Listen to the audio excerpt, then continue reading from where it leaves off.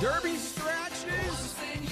NBA Game 7 lines are moving frantically.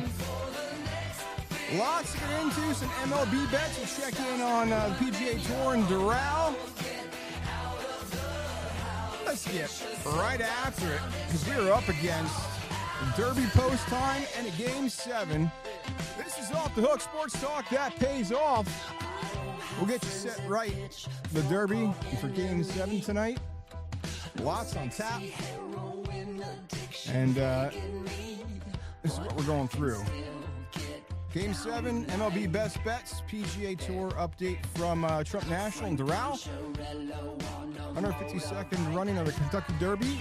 We'll go through what you need to know, who's scratched, and a shift in the favorite now as well. And then we'll recap everything and get out of here high and tight like a fresh fade. And then we'll post the full card at OTH Sports Pod on X. Make sure you get those picks in before post time and before tip. So let's get right into it. NBA Game 7 tonight, Sixers, Celtics in Boston right after the Kentucky Derby, which the post time for that race is 7:02. I think it was 6:57. It's now moved back to 7:02. And then you got the Game 7 to follow that. And lots of movement the past few hours in this line. With the news of Jason Tatum has now been downgraded to questionable with a knee ailment, not a calf, it's a knee. Something just stinks there, which explains maybe why he didn't come back the other night. So Tatum downgraded to questionable. Line is moved all over the place. And last I checked, the Celtics are laying 6.5. Total is 204.5. You may get a 205. And Sixers money line has dropped to plus 170. And then now Paul George has come out and said he is probable with an undisclosed illness, which that also seems odd. It almost seems like he set himself up for if he has a big letdown and he can blame that he was sick. But that being said, money is moving on the Sixers, but then again, if it gets too short, do you go back to Boston with that? This line opened at it was 8.5, I believe it opened.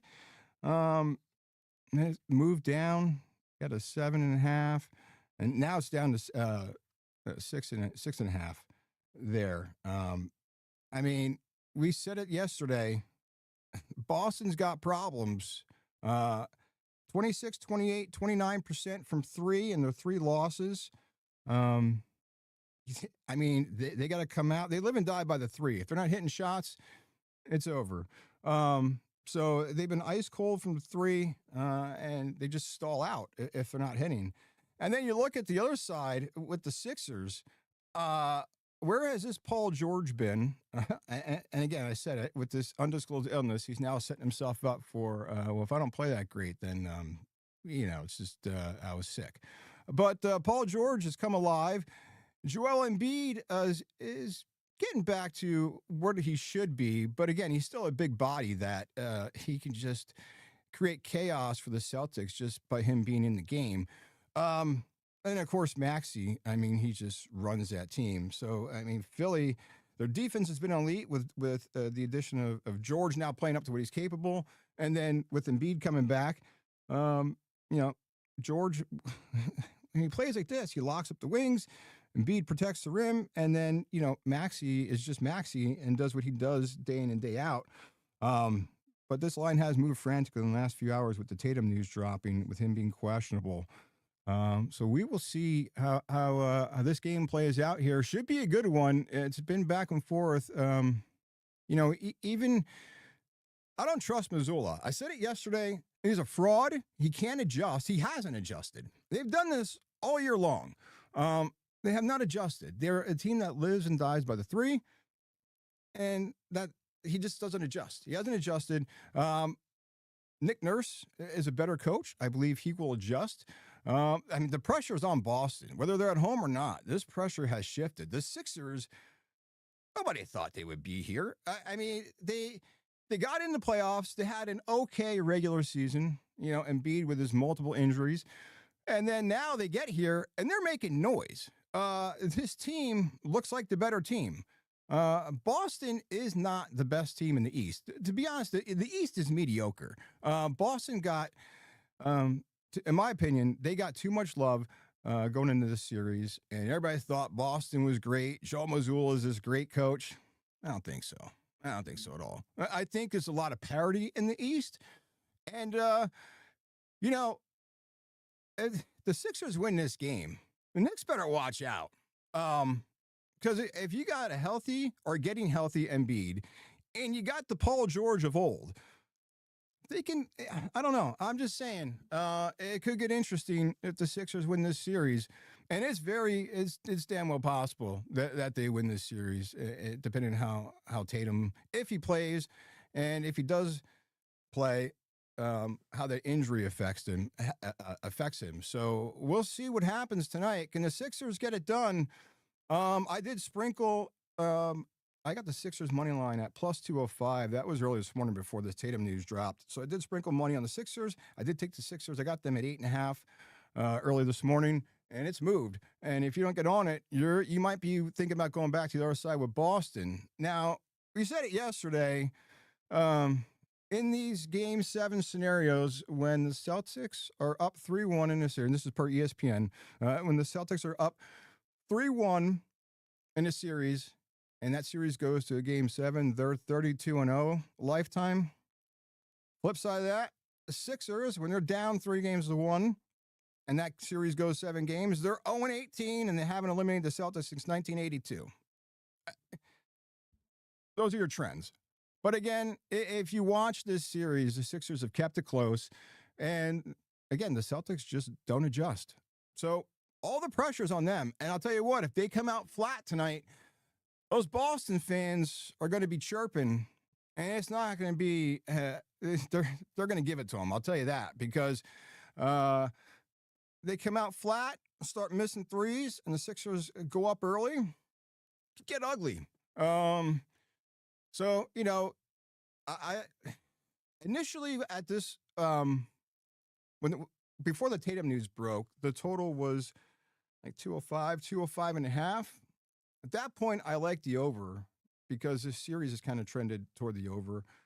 But now with the Tatum news, you kind of want to play the under, especially with Philly's defense of late.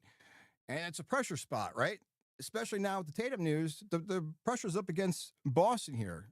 No pressure on the Sixers. Nobody thought they'd force a Game 7, especially not being down 3-1. Thought they were done. I thought they were done. I thought they were cooked. So pressure's clearly on Boston, and we'll see what happens tonight if the Sixers can get it done or not.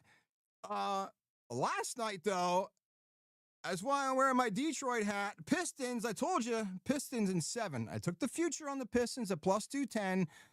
Now, the Magic have been playing like the better team in this series, but I'm telling you, the Pistons didn't win 60 games by mistake. And as a Pistons fan, we haven't had a lot to chirp about since 2004 when they won the championship. So I'm going to run my mouth a little bit, and I'm still telling you the Pistons in 7. And the Magic just looked like their soul got ripped right out of them last night. I thought the Pistons were dead, down 22 points at half. They looked like they didn't have a clue. And then second half completely flips. They flipped the switch at halftime, and Cunningham goes off for 19 points in the third quarter, and Orlando, he outscored the whole entire Magic team. The entire Magic team had 19 points in the second half, and Cunningham did that alone in the third quarter. Biggest comeback for them, being down 22 at half. And I said it, Pistons in 7. Even though the Magic have been playing better, this Pistons team doesn't quit. And after last night, they just looked like they were the Magic just looked like they were completely done. Orlando went 45 minutes in real time. Went scoreless.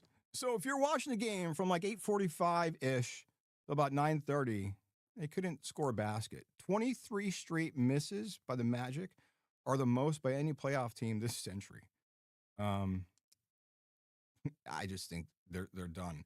Now, however, that line opened, I believe, at 9.5.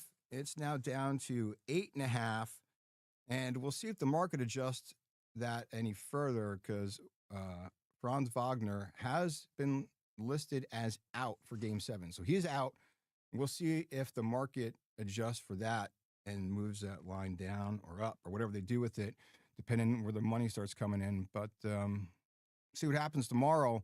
But that line is 8.5, and then you're getting the over under for the total points there is at 202.5. Now, this series, the average scoring is 204, a little bit inflated with the market there, and both of these coaches tend to trend under in the playoffs at 64%. So I do think that the under is the play. I'm definitely not taking that 8.5. I think you're going to get a game from Orlando. I think it's going to be close. I don't see the Pistons covering 8.5. I do think they win, but most likely I'll play the under at 202.5. But the picks will be posted at OTH Sports Pod on Twitter. So we'll get you set up for that tomorrow, but that'll be posted tomorrow before game time. And then as far as tomorrow's slate in the NBA, we do have Game 7s. RJ Barrett coming through for the Raptors last night and forces a Game 7 tomorrow. So we got the 2 Game 7s. The Pistons game is at 3:30, and that will be on ABC. And then you got the Raptors and Cavs to follow on NBC and Peacock at 7:30. So 3:30 and 7:30 are game times. 2 Game 7s tomorrow. I don't know. Toronto's riding some momentum. You look at on paper, Cleveland's a better team, but I don't know. It's Toronto played very well last night, and we'll see how that game plays out. But 3:30, 7:30. So ABC is the first game with Pistons and Magic in Detroit, and then like I said, 7:30, NBC Peacock, Toronto and Cleveland, and that line there. Cavs are laying 8, and 211.5 is your total, and you can get some. So these numbers vary as far as the money line. Caesars is the Raptors at plus 270, DraftKings plus 260. So somewhere around there, if you want to sprinkle some money on the Raptors, which I may do that. This is how well they played last night. So 2 Game 7s tomorrow in the NBA, but we got to get through this one tonight. Sixers, Celtics, right after the Derby. And we will get to Derby picks and updates on that. First, we'll go across the diamond here in Major League Baseball and get you caught up. Some afternoon action right now. Brewers on top of the Nationals, top of the 7th. They're up 3-1.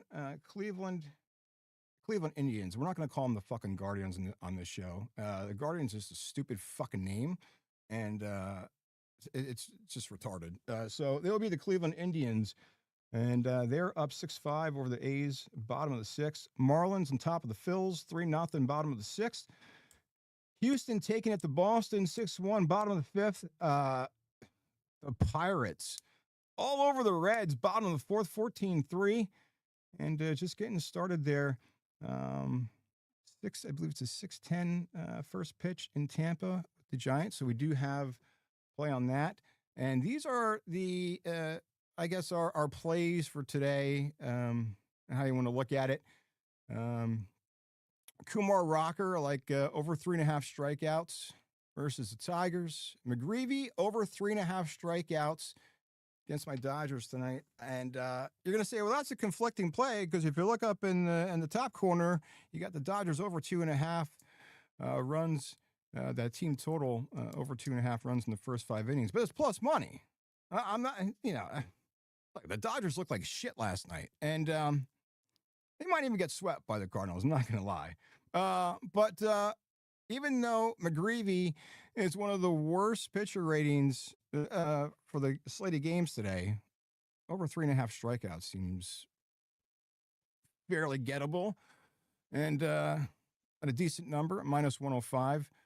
I do like Matt Olson over 2.5 hits, runs, and RBIs. It's plus money there. Now, if you look at the top park environment for today's slated games, that is rated the number one top park environment for the games today. So take a flyer there on Olson, over 2.5 hits, runs, and RBIs at plus 100.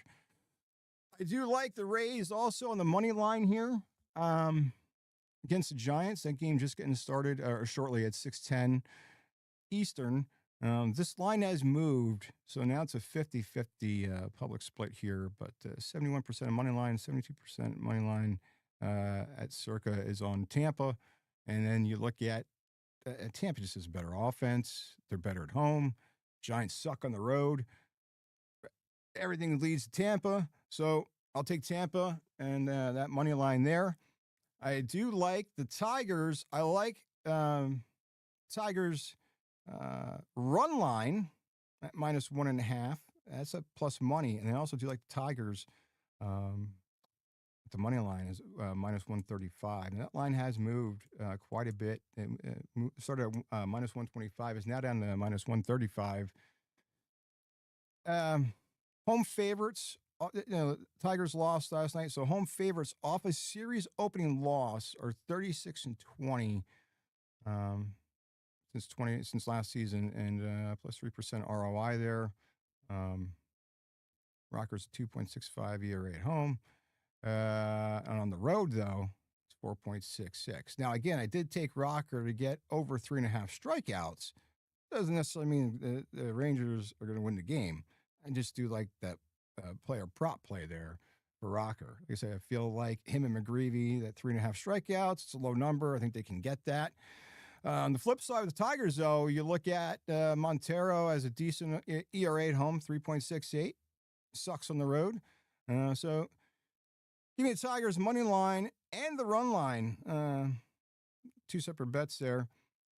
So those are the best plays that we like here in MLB tonight. If you're on those, again, full card posted on Twitter at OTH Sports Pod shortly after we get off of here. But like I said, I wanted to come on here and give you guys an update with everything moving with the Derby and NBA lines moving. So, but the card will be posted shortly after we get off here at OTH Sports Pod. And real quick to the track down there at Trump National, Doral. Leaderboard update as we are into Saturday round here. Cam Young might get this thing done. Now, we said this is going to be one of the toughest courses that these guys are going to face and one of the longest courses they're going to face on tour. They had 110 bunkers, 10 holes of water. It's just a long, tough course. Distance matters, but it's controlled distance. And you got to control your bogeys, and you got to do well putting. And because these greens are fast, around a 12-ish on the stip meter. So it's like putting on glass here. And Cam Young has held it down. So let's see if he can go wire to wire. Right now, he is 15 under, headed to 18. Scheffler making a move. He's up 4 spots today. He is 9 under, 3 under for the round. So he is now tied in for second. We've got a 4-way tie here. Siwoo Kim, Rayton, and Nick Taylor. They're all 9 under. Taylor is also moving to 18. He's 1 under for the round, 9 under total. But Scheffler, Siwoo Kim moving up 4 spots today. So, but Cam Young still got a 6-stroke lead. He might do this thing, and we had him as a pick, plus 1275 to win this, and then also took a flyer on Fowler at plus 7,000. He's probably most likely not going to do anything. He is in the top 12, 5 under. He was even today.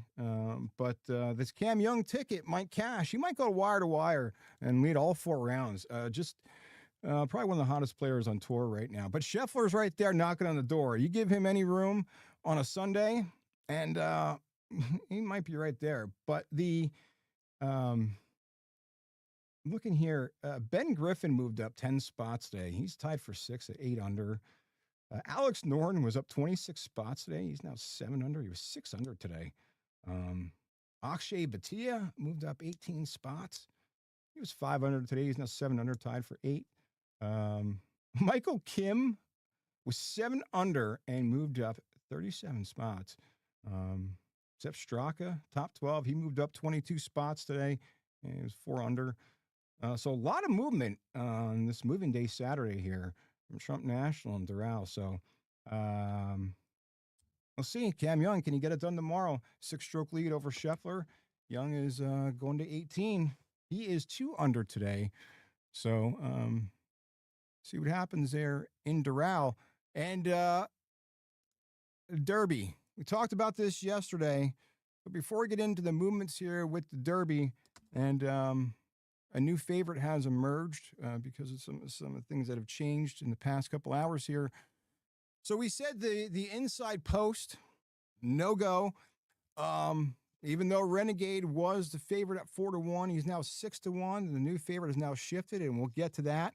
But the inside post 1 through 4, rarely you get winners. Typically struggle throughout these races. It says there in 2024, Mystic Dan was the first in over a decade to break that trend.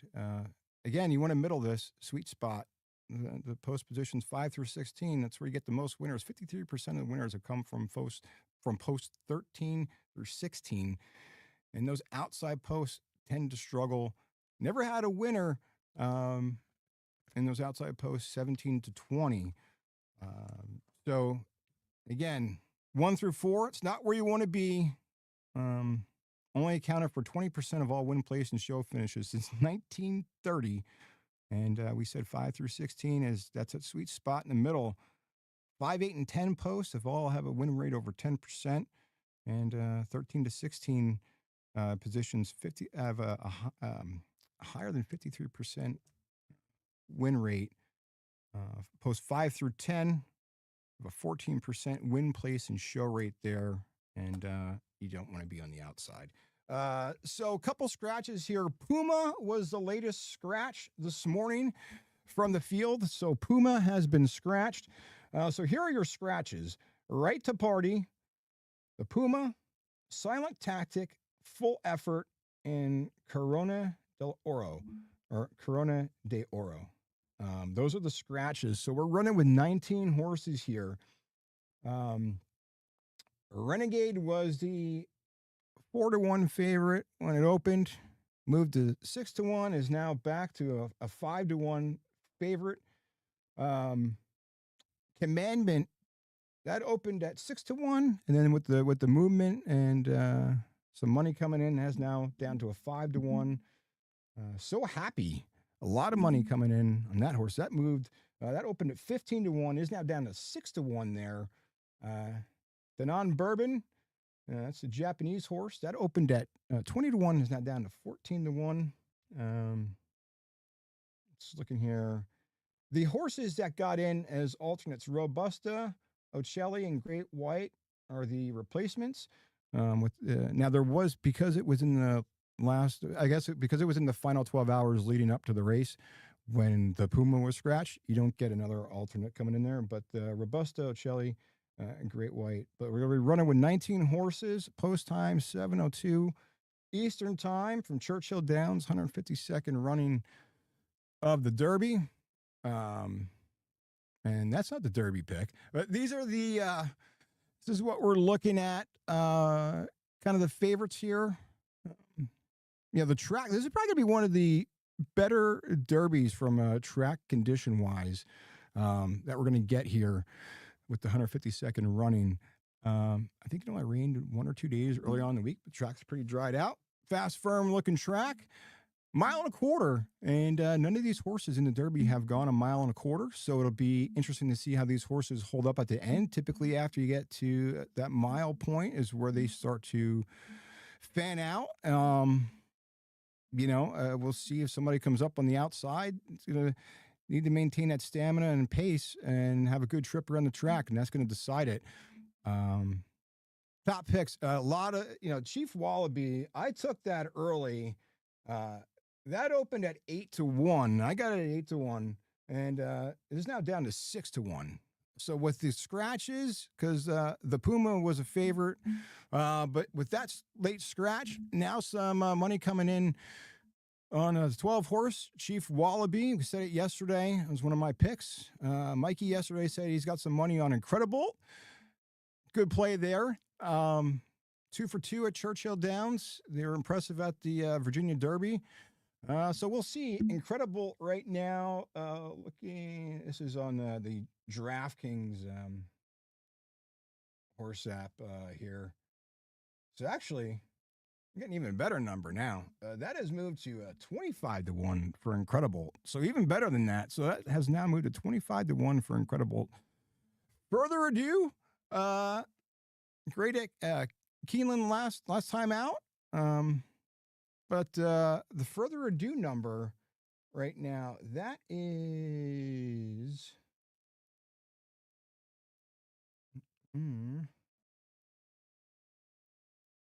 further ado is 6-1 for that horse there. Again, you want to fade Renegade. It just first of all, Mike Rapoli is over in derbies. And these horses get stuck on these 1-4. You're going to see it. They, especially with the fast track, they're going to get caught up and they're going to get pinned against the rail. It happens all the time. And listen, I'm no fucking horse handicapper by any means. I do watch occasionally here and there. My parents used to go to horse races all the time. My uncle used to go there all the time. But just watching, you see it all the time. These horses in these 1-4 spots, they get pinned. And there's a lot of movement with that many horses. Even though you don't have 20, you get 19. It's still a lot. So fade anything in those 1-4 spots. But again, I'm not a fucking horse handicapper. But if you did check out the handicappers and you search it, everybody is telling you that. Fade it. If the horse wins, congratulations, they won. But it's most likely not going to happen. Denon Bourbon. International horse, Japanese horse. Now it is difficult to come over here and play and run on these tracks, but again, horse is undefeated. It is a different environment, but I don't know. You never know. Sprinkle some money. Denon Bourbon right now, that is 14-1 odds, and it opened at 20-1. Maybe I use it as an underneath and not a win play. But Chief Wallaby was my pick. I gave it yesterday. I got a couple other picks, and we did cash. If you're tailing us, I gave out the winner for the Oaks race last night. Always a winner, or sorry, always a runner is always a winner. I gave that out. I also had Meaning at 5-1. Always a runner was 10-1. So always a runner was the winner at 10-1, and Meaning did place in second. So you got if you did a win place on those, congrats, gave it to you. And we'll get the final card up at OTH Sports Pod on Twitter with final Derby picks. I did sprinkle a couple more on there, so we'll get it up here. So if you guys want to tail it, I'm not saying I'm going to give you a winner, but do like Chief Wallaby. And I got to get those numbers because I got this in the other day. But Chief Wallaby is a pick, and seems like a lot of money is moving on Chief Wallaby. Now, the interesting thing with that horse, if you listen to any handicappers or any other horse racing podcasts or wherever you get your information from with horse racing, because it's not here because we don't do horse racing. But the horse is wearing blinkers. So typically, I forget the last horse who wore blinkers. The horse totally freaked out. It just got lost. It just freaked out. Now, this horse, apparently, from what I've listened to and what I've read, what I heard, this horse has done well in practice with the blinkers on. Horses with blinkers are 0-13. But if you look at the past horses who have worn blinkers, really only one of those had a shot. So, Chief Wallaby will be wearing blinkers there. Another sprinkle, commandment. I don't know. I feel like I might throw some late money on Commandment, or maybe So Happy. I'm not gonna get the good numbers because especially the So Happy. That moved from 15-1 down to 6-1. So, um, yeah, if you want to do the exacta boxes, the superfectas, the superfecta there, a dollar, will get you a dollar bet. That's what you're looking at there. If you do that superfecta, it's in the bottom right hand corner. I'm not going to read off all those fucking numbers. That's why we got visuals, because I'll just sound like it an auction or something. 12, 16, 11, 16, 11, 14, 15, 18, 19. What the fuck we it's on the graphic there, and we'll post it at OTH Sports Pod on Twitter. But again, you can do some exacta boxes. I did do the exacta box, the 6, 11, and the 12. I did do the exacta with the 12 and then the 6 and 11. But again, I'm going to mess around with this a little bit and sprinkle some more. Why not? They're giving you like Caesars has some promos. Caesars actually has a couple better promos than DraftKings. The Caesars horse book or race book app is actually a lot better than DraftKings. DraftKings is just weird. DraftKings, though, the nice thing is you can just hit the play button and watch the race there. So, do with it as you wish, or if you got a local off-track place you want to go bet, I'm sure that's a sight to see there. If you do go to an off-track spot, you don't want to be one of these guys here, because this is what I see. Open up your ego. I'll tell you. Open up my baby. This, and then you got fucking Graham, give me the stereo double. This is, Come on, get up his ass and beat him. Die with this gray horse one time. if you ever get a Fuck chance this 3 to 5. to Get go to up there horse and beat races this or go roach. to an off-track betting like this, Come on, get up there and be a listen, race I'm a horse. degenerate gambler, but you get some real degenerates that they just wagered Get their him whole on the fucking turn here, paycheck on fine, one let's horse. go. Sit down. And Right by it's give me kinda the daily sad. double, baby. But Let's also go. entertaining at the same time. Unleash this 5-by. It's actually better than a late night Walmart trip to see this. 5 or 7. One of you is 2. Don't buy him. Die with this dead gray. I'm begging. I am begging. One of you guys go buy this dead fucking gray. Don't buy him. Don't buy him. Get by this. You will piece see of this. shit. Get up. Get up for the double. Get up 7. Don't hang. Get up. Just don't be Get that. up, you Just don't be beast. that guy. Fucking mother.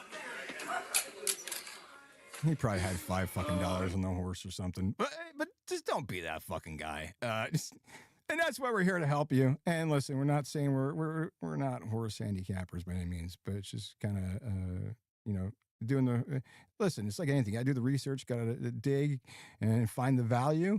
And if you don't want to do the homework, we'll do it for you, and we'll find the value, and hopefully we'll cash together.